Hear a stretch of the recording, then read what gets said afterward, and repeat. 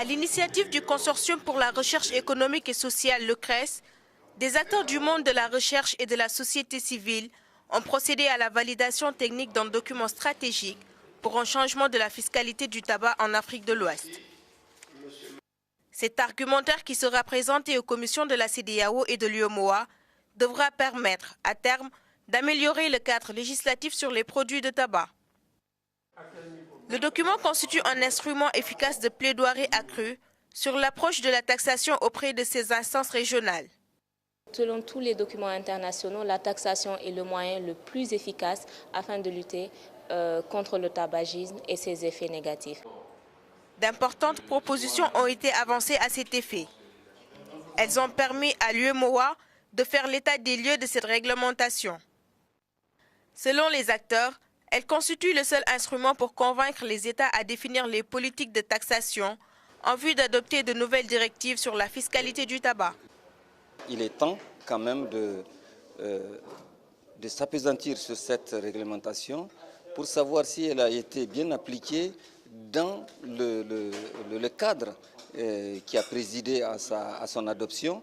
Si oui, quels résultats avons-nous atteints et s'il y a lieu de la modifier, de la redynamiser pour atteindre des objectifs qui restent constants. Les arguments des experts pointent du doigt les évidences devant pousser les gouvernements régionaux à réformer et à redynamiser les textes conventionnels avec les industries du tabac. Ainsi, il devient urgent d'appuyer les États et la société civile et à mettre en œuvre des politiques telles que l'interdiction des publicités, mais également l'augmentation des taxes de produits tabagiques. L'objectif à terme est de freiner l'ampleur du phénomène. Le document de l'OMS, la Convention cadre de l'OMS pour la lutte anti-tabac, spécifie bien que tous les pays doivent œuvrer pour la taxation au niveau de leur pays pour atteindre des objectifs de santé. Et d'ailleurs, il recommande que la taxation puisse être au niveau de 70% des prix du tabac, ce qui est encore loin d'être le cas dans nos pays et ce que le CRES veut s'atteler à changer.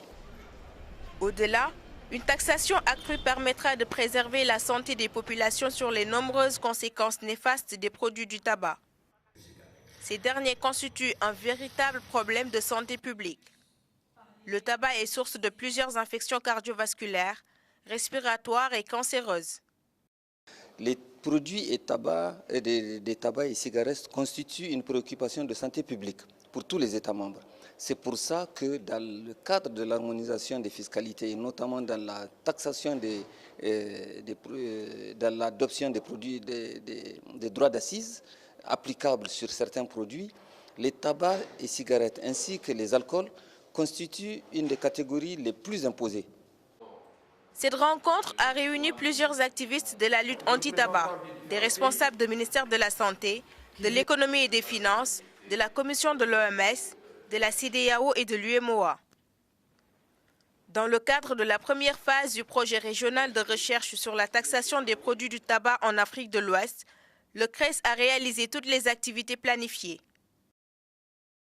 En partenariat avec le Centre de recherche pour le développement international et la CEDEAO, ces actions portent notamment sur l'établissement de 15 trophies pays. Une conférence régionale de partage des résultats a été tenue à Ouagadougou, au Burkina Faso en novembre 2012.